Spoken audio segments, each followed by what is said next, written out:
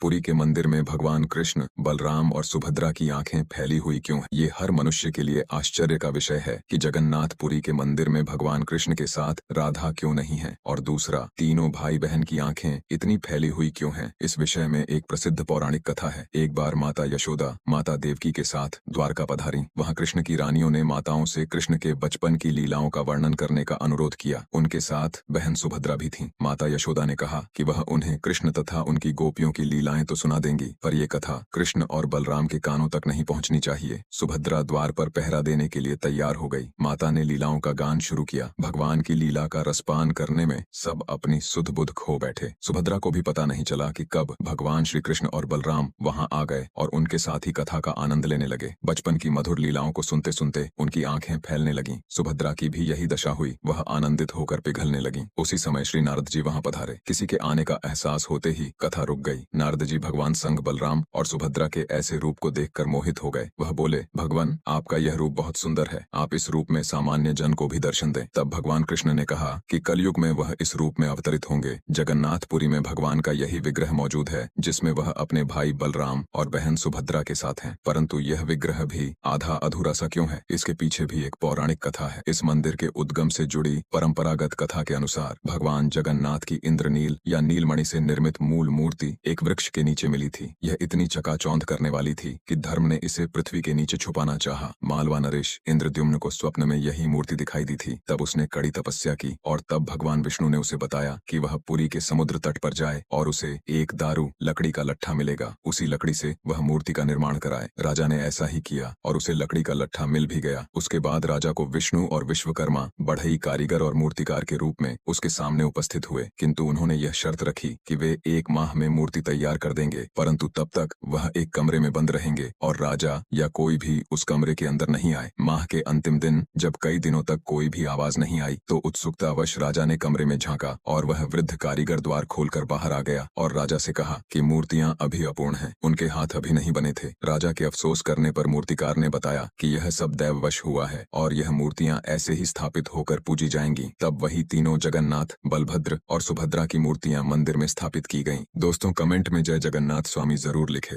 दोस्तों, वीडियो अच्छी लगी तो लाइक और कमेंट करके चैनल को जरूर सब्सक्राइब कर देना। आपका बहुत बहुत धन्यवाद।